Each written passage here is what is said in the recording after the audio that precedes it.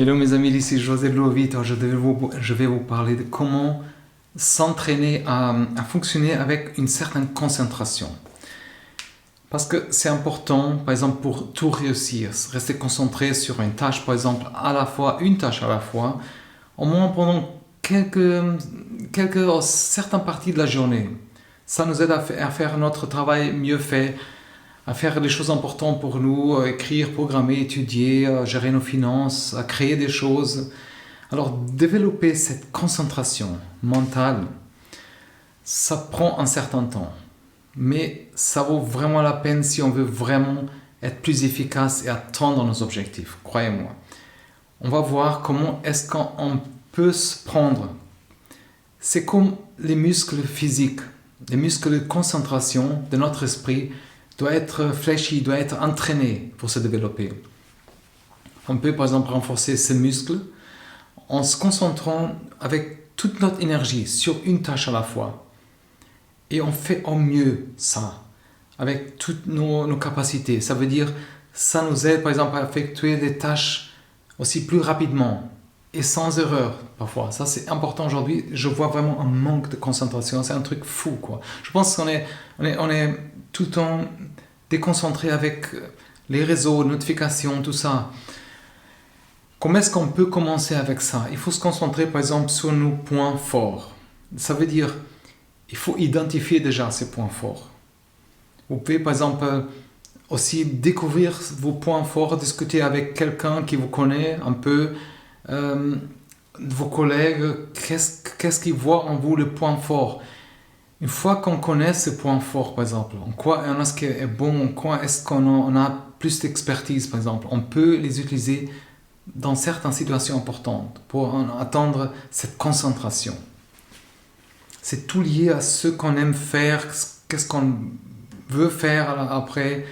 On peut aussi, on doit améliorer notre concentration, par exemple, en évitant, par exemple, ces tâches qui ne correspondent pas à nos points forts, si possible. Par exemple, si on aime faire des designs, par exemple, des choses artistiques ou des créations, mais on a, par exemple, difficulté à se dédier aux réseaux sociaux, par exemple. On peut confier cette partie des réseaux sociaux. Ça correspond aussi à autre chose dans la vie, hein, à une autre personne. Consacrer vraiment tout notre temps à nos compétences. Tout le monde devrait faire ça comme ça. On donne le meilleur de nous-mêmes. Ça veut dire on peut aussi renforcer notre concentration si on écoute attentivement, par exemple. C'est vraiment une bonne compétence qui manque aujourd'hui. Beaucoup. Hein. C'est dans notre vie professionnelle ou personnelle, c'est super important. Savoir écouter, renforcer cette confiance aussi avec nous-mêmes et avec les autres. Ça veut dire on peut pratiquer ça, par exemple, si on passe plus de temps avec les amis, avec les membres, avec les familles et avec nos collègues, par exemple. Il faut du temps pour développer cette compétence, cette concentration, cette écoute. Alors, essayez par exemple de commencer avec 15 minutes pour travailler sur une tâche, par exemple, complètement concentré, par exemple. Et après avoir une pause 5 minutes. Mais on ne peut pas penser à autre chose. Juste 15 minutes, faire une chose qui est importante. 15 minutes, même plus, mais chaque jour, on va augmenter, par exemple, si c'est quelque chose qu'avant on avait la peine, chaque jour, on va augmenter le temps à 30 minutes, à 45 minutes, et on peut après travailler plus longtemps avec concentration. Ça va nous entraîner cette concentration. Mais dans tout ça, il faut accepter aussi nos faiblesses. Ça veut dire, pendant beaucoup de temps, on a dit toujours qu'il faut se concentrer sur nos faiblesses pour améliorer nos performances. Mais, c'est un bon conseil, mais il y a des moments où on doit être prêt, par exemple, à accepter aussi ses faiblesses et développer les forces. Ça veut dire laisser les faiblesses et développer juste les forces.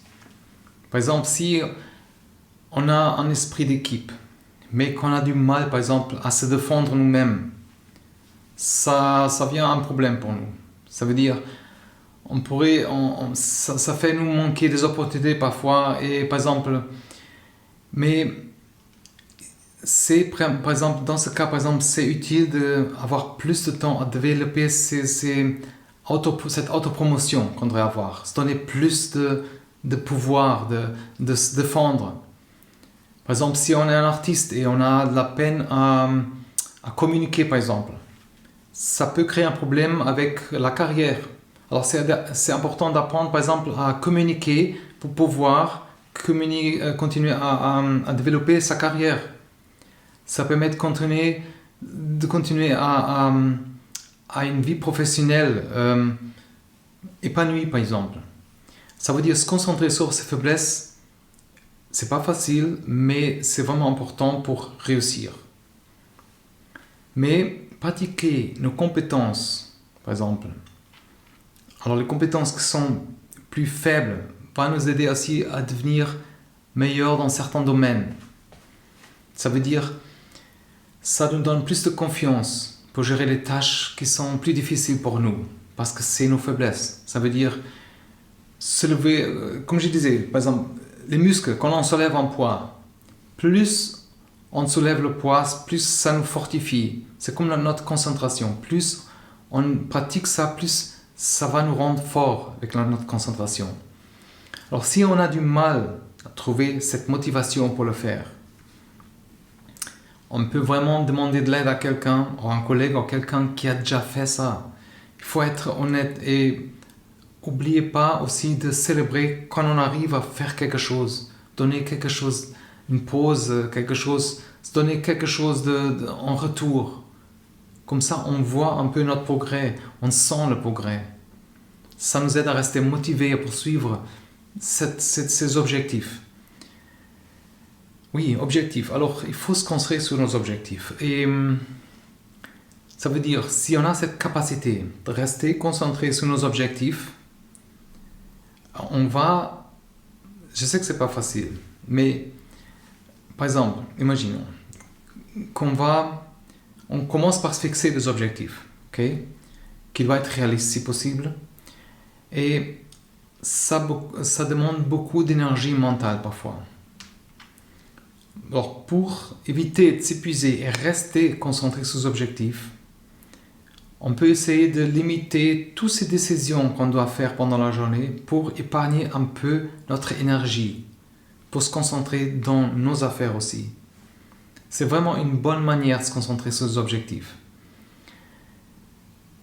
Il faut penser à qu'est-ce que ces objectifs signifient pour nous, pour notre vie. Qu'est-ce que ces objectifs qu'on veut atteindre, comment est-ce qu'ils auront un impact pour notre bonheur. Ça nous aide à comprendre, par exemple, pourquoi est-ce si important pour nous d'atteindre ces objectifs. Et si on comprend pourquoi ça nous fait sentir, c'est aussi un rappel quand on est, par exemple, découragé pour rester sur la bonne voie. Alors, rester concentré sur nos objectifs, c'est une bonne technique, par exemple.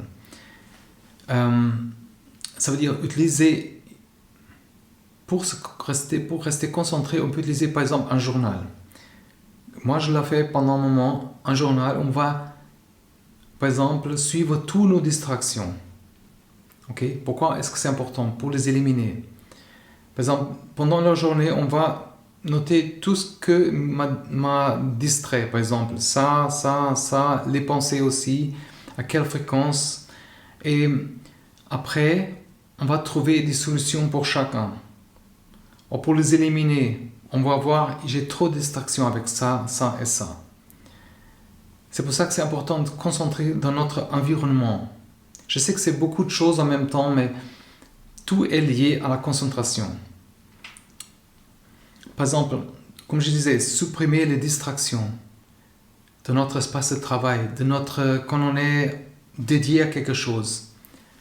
Par exemple, éteindre la télévision, la musique, téléphone en silence, par exemple, pour pas être dérangé avec tout ça. Par exemple, c'est important de s'assurer qu'on travaille dans un environnement calme si possible et qu'on n'est pas interrompu pour quoi que ce soit, pour les gens, pour la famille, pour les collègues. Alors, éliminer toutes ces distractions externes, par exemple, c'est important pour améliorer notre concentration parce que tout ça tourne autour de concentration. Par exemple, on peut aussi méditer, faire du yoga, quelque chose qui va nous aider à stimuler tout ça. Et faire des pauses de temps en temps, c'est important aussi. On va remarquer que notre concentration commence à baisser, on a un manque d'énergie. Recentrer notre attention après une pause, c'est super important. C'est pour ça que c'est important de fixer ses objectifs. Et pour se concentrer dans une certaine tâche, avant de se laisser distraire. Ça veut dire, si on se fixe des objectifs qui sont réalistes, par exemple, on va progressivement s'améliorer avec cette concentration, avec le temps. Si ces objectifs sont trop grands, alors on divise les objectifs en petites tâches plus faciles à gérer. Et après, ça va nous aider à sentir moins stressé. Et on va aussi sentir un bonheur chaque fois qu'on arrive à accomplir ces petites tâches. Ça nous donne cette motivation.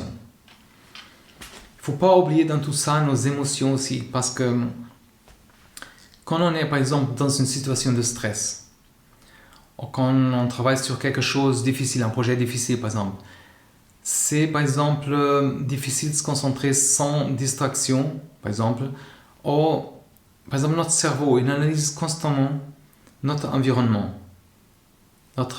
interne, nos dialogues internes, nos émotions, et aussi notre environnement externe. Et il y a ces pensées aléatoires, par exemple, qui viennent, une émotion instinctive ou quelque chose.